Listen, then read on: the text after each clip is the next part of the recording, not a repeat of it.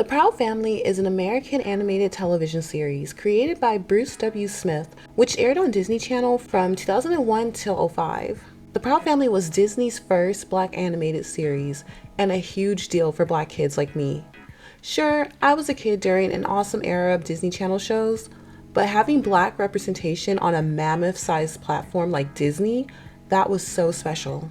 The Proud Family came out in 2001, and the only other Black animated shows I can remember watching prior were Little Bill on Nick Jr. and Static Shock on Kids WB. I don't think the Boondocks came out until 2005. And notably, the main characters in those shows were all Black boys. I know our parents' cousins in them had Fat Albert and Bebe's Kids, but those shows were old AF and just didn't appeal to me. The Proud Family is a comical coming-of-age story centering teenager Penny Proud, a normal, everyday Black American girl. I found the show very relatable and familiar, and I was psyched that, for once, a Black girl was the star of the show. One of my favorite aspects of the Proud Family was how Blackness was so palpable. And Daddy, you wearing that suit. Move over, Denzel. Denzel? Sam Jackson? Maybe. That's cool if you're talking about the Shaft, Sam. That Oscar, he's a bad... Shut your mouth. I'm just talking about Oscar. And I can dig it. The AAVE, African American Vernacular English. The music, and especially illustrations and art style, was seasoned with love. And the best part about it, other than a Black girl being at center, was how they depicted the Black family. Just normal. If you're familiar with my Black girl representation series, link in the description, you probably picked up on how annoyed I am by Black characters who exist just to be a lesson about race. I can't stand the neglect towards making them feel like real characters just because the writer can't get past them being Black. So the Proud Family was wholesomely refreshing and so funny. Check this out. Sugar Mama! Is your grandmother okay? I mean, she ain't moving. Yeah, watch this. Turn that back on. I was watching that. Yeah, Sugar Mama. The cast was phenomenal, and most of the main cast were stars in notable Black sitcoms like The Cosby Show, In Living Color, Family Matters, Martin, and One-on-One. Another thing that was so impressive about the show was the list of cameos from distinguished Black or biracial actors and artists such as Samuel L. Jackson, Cicely Tyson, Smokey Robinson, Cheryl Lee Ralph, Jennifer Lewis, Cree Summer, Arsenio Hall, Mariah Carey, Ashanti, James Avery, Monique, Steve Harvey, Kel Mitchell, Al Roker, Anthony Anderson, Raven Simone, Cedric the Entertainer, Lou Rawls, Little Romeo, Vanessa Williams, Kirk Franklin, Ray J, Gabrielle Union, Alicia Keys, Wendy Raquel Robinson, and Kobe Bryant, just to name a few. For so many Black stars to essentially support this Black animated kids series is such a big deal. Not to mention, Solange and Destiny's Child sung the TV show's theme song. Okay, whenever y'all are ready. So after the series ended, after only 3 seasons, 17 years later, it was rebooted as a Disney Plus series titled The Proud Family, Louder and Prouder. And I'm gonna be real with you guys, despite being a huge fan of the Proud Family original, I know nothing about this reboot. I've never seen a full episode. After growing up and fully developing my frontal lobe, which made me way observant, I recognized a lot of colorism and overall disrespect the Proud Family perpetuated towards Black girls in the series. And I was just not interested in viewing nor supporting the show any longer. That said, I heard about the reboot's colorism episode, and I skimmed a few video essays myself here on YouTube, but I want to check it out for myself and share my thoughts on how this particular episode made me feel. So please take a moment to like, comment, share, and subscribe. I greatly appreciate your help in boosting these videos into the algorithm. And just remember to keep it cute in the comments. I love you guys' feedback, but I understand that discussing race and its significance in media representation isn't for everyone. So if you don't like videos from Black Girl POV deep diving into these topics, you may leave. In my Black Girl representation series, I like to pick apart and overanalyze my phenotype's representation in the media that I consume. And I've talked about colorism extensively in a majority of my videos. Unfortunately, colorism is a plight most Black women and girls experience on a regular basis, so it often comes up. So this colorism episode will be the very first episode of Louder and Prouder that I've ever watched. Like I said, after truly realizing how colorist the Proud Family TV show was, I was over this series and their writers. Even though I recognize the Proud Family is no longer a series valuable in my viewership, I did think that this specific episode was worth giving the new series a chance, especially if they were going to actually acknowledge one of the biggest discriminations used against Black girls and women in the community on their show. However, I gotta say, after completing this episode, I was extremely disappointed and agitated. I could not stop rolling my eyes. There was a lot of victim blaming in this episode, but it's not who you think it is. So this episode is titled The End of Innocence, and the plot is pretty shallow for such a potentially deep topic. Penny and her friends are gushing over a celebrity teen, Noah Barker, who will randomly start attending their public school. And he's coming right in time for the Valentine's dance. And I know I missed a lot because Penny and Dijonay have boyfriends. The new opening song does imply that the girls are older. It's just funny because Oscar was always shouting in every episode of the Proud Family, "No boys!" Although Penny was always talking to boys. Penny, you know the rules. No loud music. No boys. No running up my phone bill. No boys. And the most important rule of all, No boys. And the no boys rule goes double for you, Mama. call you back, Cletus. My son is tripping. And Sticky is gone, y'all. One of my friends did tell me that they had an episode where he moved away. And considering everything Orlando Brown, that does make sense. It's always sad when someone in the group moves away, but it's real. Anyways, right away, Louder and Prouder doubles down on their humiliation kink with dark-skinned Black girls who are represented by the character Dijonay. Suddenly, her hair is fake and falls into her food. This was so stupid and unnecessary. The writers are consistent in portraying to their audience, their Black girl audience mind you, how Dijonay, the dark-skinned Black girl, is just so much less than compared to Penny, the light-skinned Black girl. And of course, it's disguised as a joke. When I was younger, completely indoctrinated and unobservant, the treatment and portrayal of Dijonay's image and character went over my head because I identified more with Penny and I just accepted that Dijonay was the ghetto friend. I feel like there's enough room for all kinds of interpretation of Black girls, and the ghetto aesthetic is definitely real and deserves representation for those who identify with it. But per usual, the balance is off.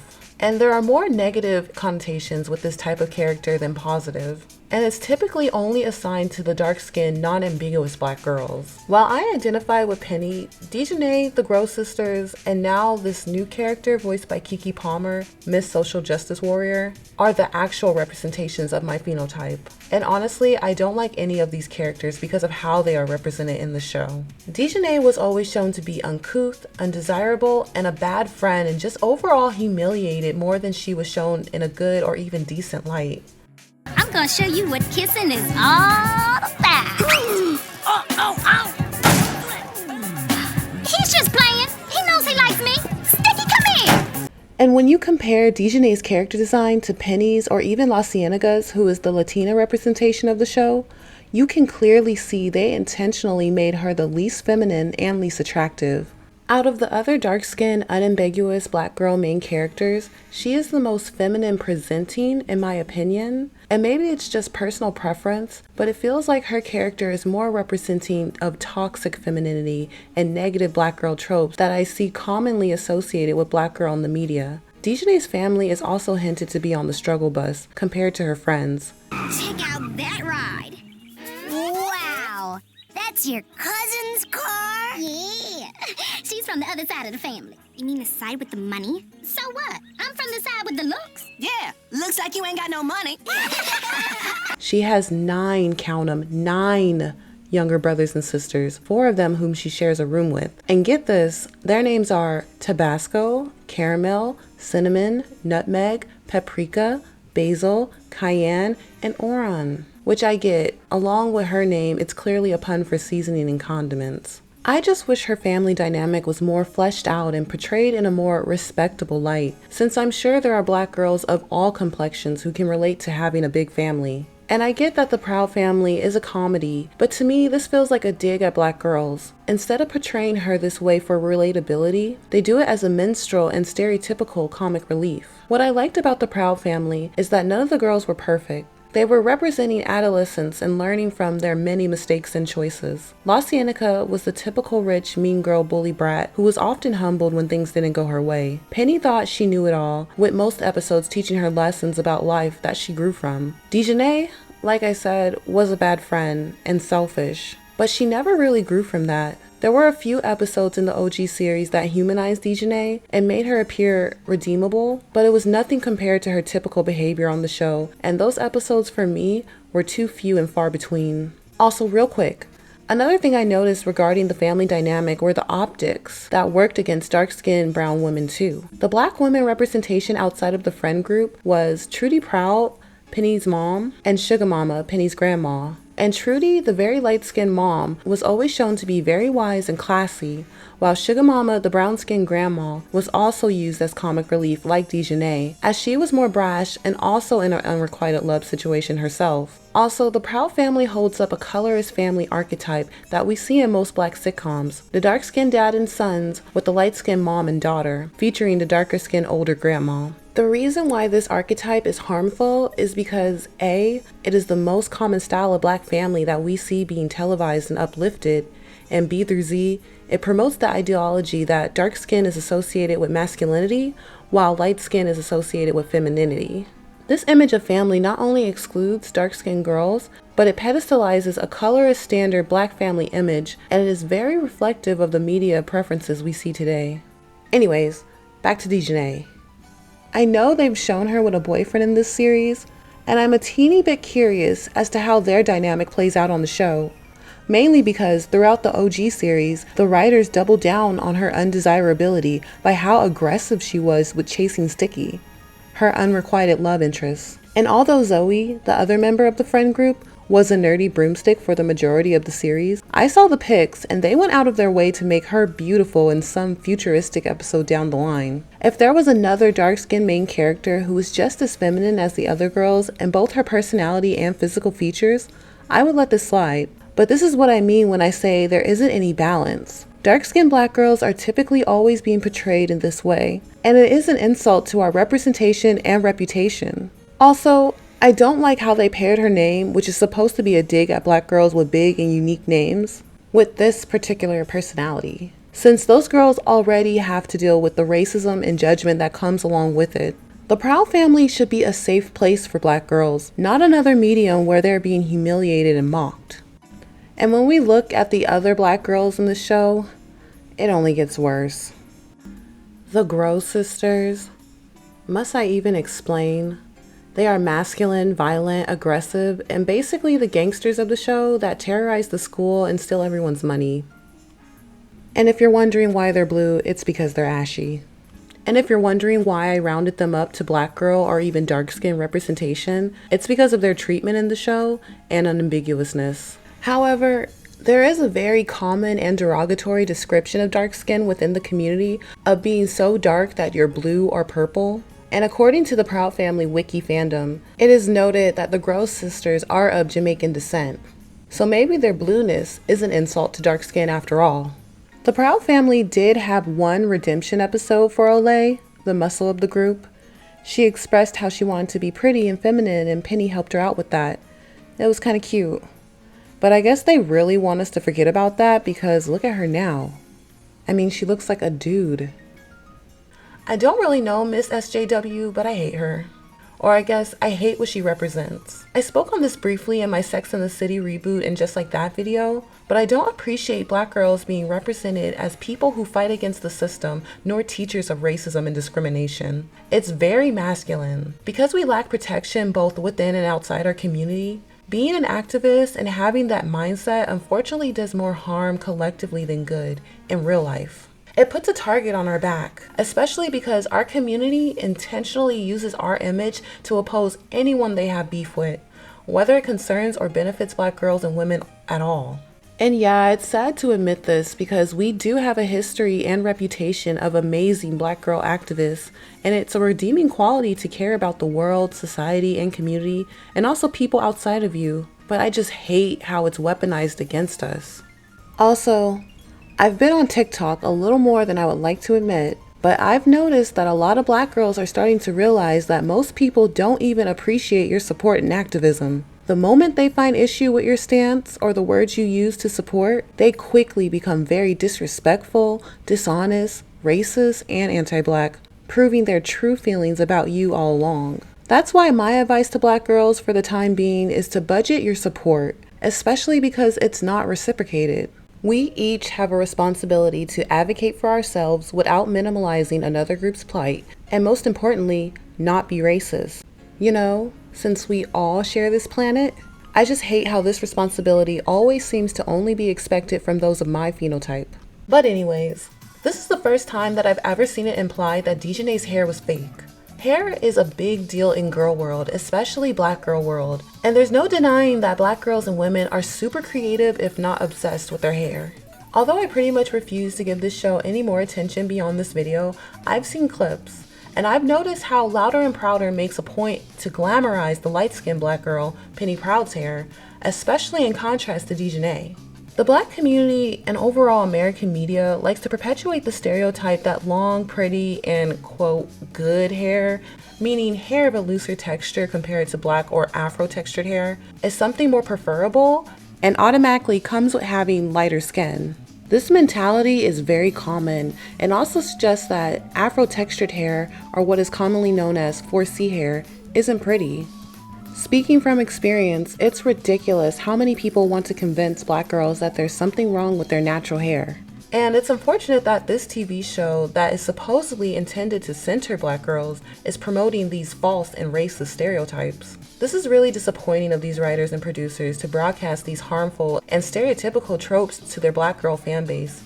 It's just as harmful when non-black people view this type of content as well, because as we know, media is influential and it contributes to the way people mistreat and view black girls and women in real life. So anyways, Noah Barker comes and immediately everyone is starstruck. Penny and her friends are actually screaming, pick me. Like, be real, did an incel write this?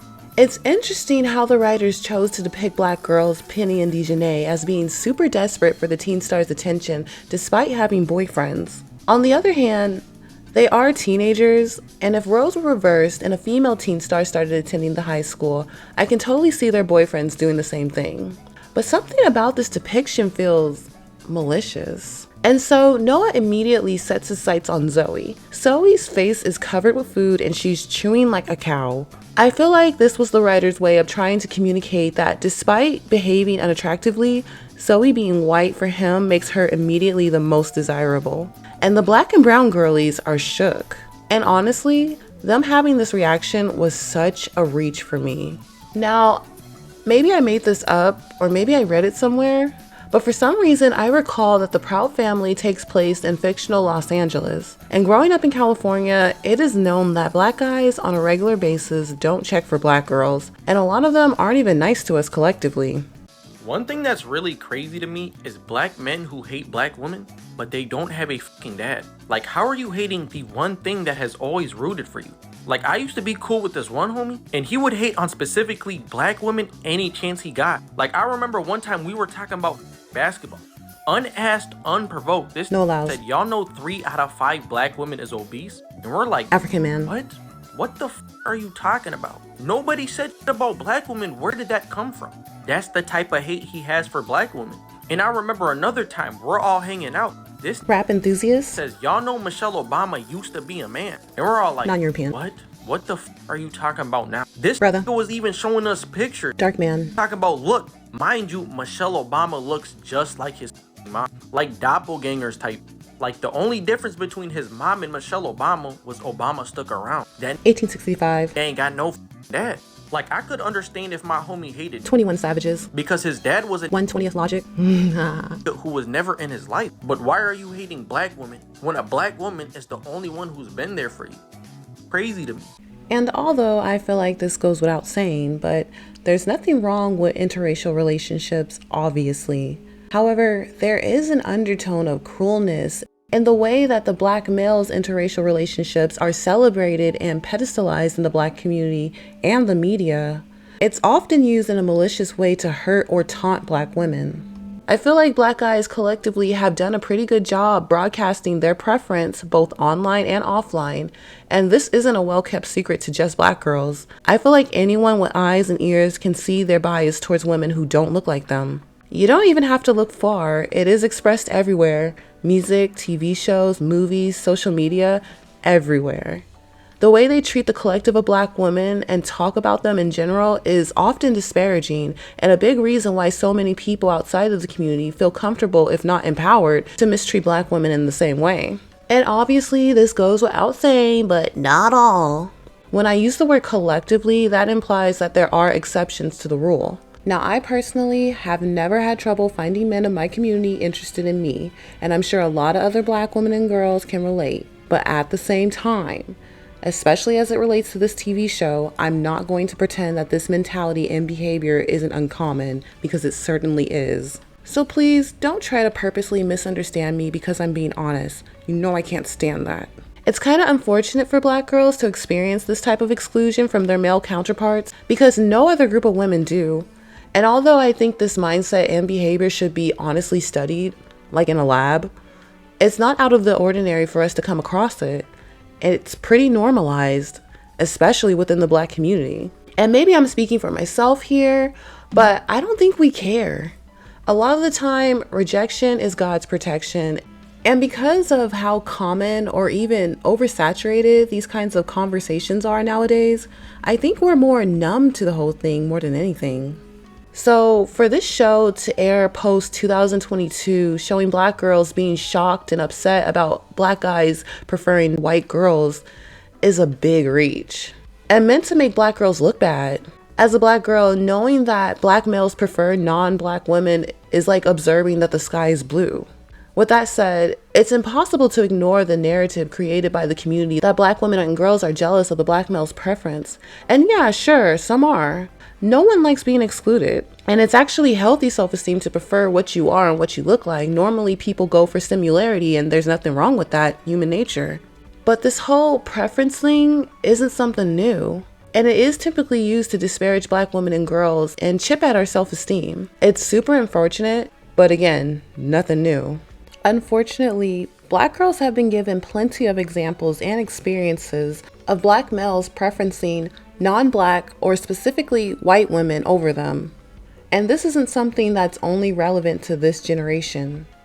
We've seen this sort of thing referenced in our history, including the civil rights era where the FBI made plenty of allegations that Dr. Martin Luther King Jr. cheated on his wife with a white woman. Want to hear a not so fun fact? Cool. In 1849, an American enslaved man who later joined the abolitionist movement and became a lecturer, performer, and entertainer, shipped himself inside of a box from Richmond, Virginia to Philadelphia, Pennsylvania, a free state, to escape slavery. He succeeded and was nicknamed Henry Box Brown. Like a handful of civil rights leaders, they created movies and books based on this man, and history remembers him as a hero, especially to black Americans. But what is often ignored about his story is that after he became a free man, Brown was given an opportunity to buy his wife and 3 children out of slavery. And while some sources say he couldn't, others say he refused, but what we do know is that he went on to marry a white woman and started an entirely new family. And I bring that up as kind of a segue because A, whenever I hear this story, that last part is always left out, and B through Z, there's another sad layer to all of this within the community, so trigger warning. Within the community, there has always been this narrative that black men are being forced out of their homes by either their female counterpart or the government and so on. It's basically implied that it's against their will 100%. And while I don't doubt systematic racism at all, 2 things can be true at once.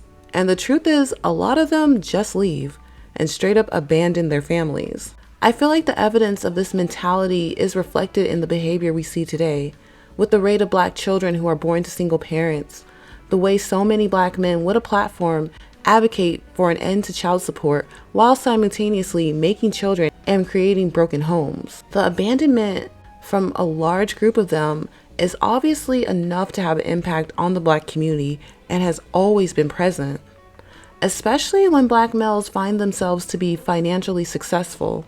We see who they choose to marry when they have access to financial power. We see who benefits most from black men when they have financial success. And before you start trying to cuss me out, I am not a statistic of a broken home. My black parents have been married for 35 years, thank you very much. I'm just not delusional. I understand that I am a clear exception to the rule.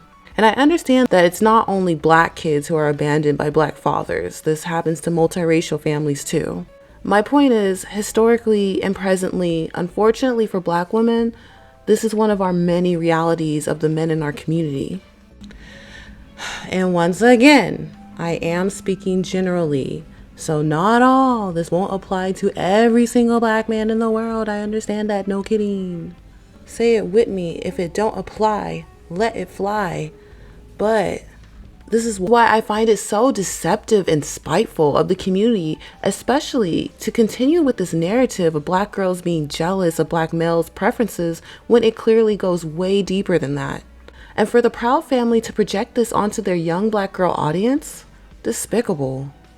Anyways, Dijonay and La Cienega, but especially Dijonay, are pissed about Noah's preference, and they blame Zoey, which is completely irrational. Word on the curb, according to Maya, is that Noah only dates white girls, and noticeably, Dijonay is the most upset about this, despite having a boyfriend. I wish they would have actually dove deep into these feelings. I would have appreciated the writing more if they would have shown us why it hurts black girls' feelings so much to warrant this strong reaction. They could have shown the girls comparing how other races of men don't behave this way and had them question why this exclusion is something that only happens to them. They could have even reached out to their black boyfriends or guy friends and asked them for their insight. Whenever I ask the black guys that I know about this colorist mentality and behavior, I get a range of answers. Most act Stevie Wonder to it and pretend they have no idea what I'm talking about. Many make excuses about how their environment plays into it. And some actually admit that a lot of it comes from self-hatred and an internalized anti-blackness. So it would have been interesting if Louder and Prouder touched on any of these possibilities. But instead, they demonize the black and brown girlies about their feelings by making them take all their anger out on Zoey, who is innocent.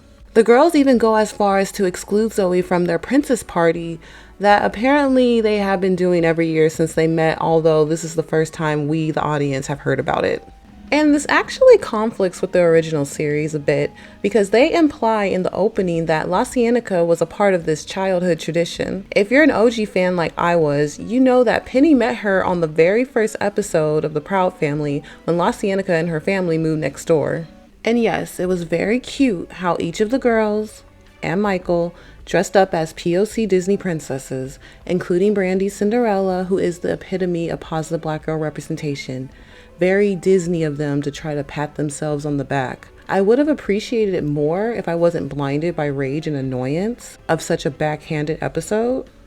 And did I mention how they yesified Michael? Because this is who I remember. U-G-L-Y, you ain't got no alibi, you ugly, you ugly, Also, I think it's interesting and totally intentional how they make Penny the neutral one out of the group. Which is terrible for optics because we see the dark-skinned black girl being angry and unreasonable while the light-skinned black girl is more understanding. It's also weird because in the OG Proud family, Penny as the protagonist was never perfect. She was usually in the wrong, and we saw her learn through her actions and mistakes during the majority of the episodes. It's weird how they go out of their way to Mary sue her without explanation. Now, it would have been interesting if Penny couldn't relate to Dijonay because she benefits from colorism being a light-skinned girl, but again, that would require good writing. When Zoey shows up to the princess party she was excluded from, the girls and Michael continue to blame Zoey for being the preference. And when Penny tries to get everyone to express their feelings, all Dijonay says is, "You just don't get it," before they all leave the party. It truly is frustrating as a dark-skinned black woman when the topic of colorism is brought up. A, because people are usually intentionally dishonest about colorism as a whole, and B through Z, most people who can't experience colorism can be so out of touch. And if that's what they were trying to convey through Dijonay, it entirely falls flat because of the lack of insight that I mentioned earlier. But again, I don't think the writers intended on making the audience sympathetic to the true victims of colorism. Instead, they wanted Zoey, the white girl who will never experience colorism, to be the victim. I don't know how many times I've said already how harmful this kind of media representation is for Black girls. Instead of accurately portraying the effects of their unique plight, they make them the villain. Society, and especially the Black community, loves to humble and humiliate Black girls. They love showing them in terrible light, and the Proud Family, which has always shown this through the character of Dijonay, is truly doubling down on this narrative on one of the biggest platforms for not only Black girls, but the world to see. The show ends with Zoey confirming that Noah did have a preference for white girls, and to please her friends, she breaks up with him to show her loyalty. They paint Zoey as the hero at the end, and her friends forgive her. This episode was whack, to say the least. Just terrible. I'm so disappointed in the Proud Family. I hate that they even attempted to bring up this topic when they didn't even try to do it justice, especially when it is so relevant to the lives of real-life Black girls. They even had the nerve to have this horrible side story of Sugar Mama and her BFF, who we've never heard of until this episode, but apparently they've been friends for years. That was essentially another demonstration of Black women being humbled by favorable non-Black women. And there really isn't a lesson to learn from that sideline story either, other than Black women and girls are wrong for having feelings about their mistreatment and exclusion. I'm not sure why this episode is referred to as the colorism episode, because it really doesn't have much to do with colorism. Colorism is the discrimination against dark skin, typically from people of the same racial background. Zoey cannot experience colorism. Penny and La Cienega benefit from colorism. Noah preferring white girls and only white girls is discrimination, but it's certainly his choice. They really didn't dive deep into the colorism aspect of it, in my opinion. True colorism is what the Proud Family and Louder and Prouder have displayed throughout their series all along, showing the lighter-skinned Black women and girls in a more favorable light compared to the dark-skinned Black women and girls, who are used to portray negative stereotypes and serve as the comic relief. And the impression you're left with is that Black girls' response to discrimination is irrational, which again is so evil to promote in a kid's show. Making Black girls the villain in a colorism story is just so on brand for this community, unfortunately. We're often shamed into sympathizing with people who benefit from colorism because the only side of the story that is ever told is how the Black girls were so mean to me because I had light skin and they were so jealous, instead of the other side of the story, which is equally as true, where people of lighter skin have a superiority complex over Black girls and often bully dark-skinned Black girls because they know society and the Black community favors their skin tone more and will often side against Black girls. Which is why I really wish this episode was written differently. I always hear Black girls discussing how non-Black writers create damaging representation for Black people, but the same is true about Black girls and Black writers, unfortunately. How disappointing is that? And no surprise here, but according to the ratings and reviews on IMDb, this episode is their second lowest rated episode of the series. Yikes. I already kind of knew you guys didn't like it because of all the YouTube videos and Reddit posts, but apparently the episode titled Juneteenth is the lowest rated of the series. Double yikes. I don't even want to know what happened there.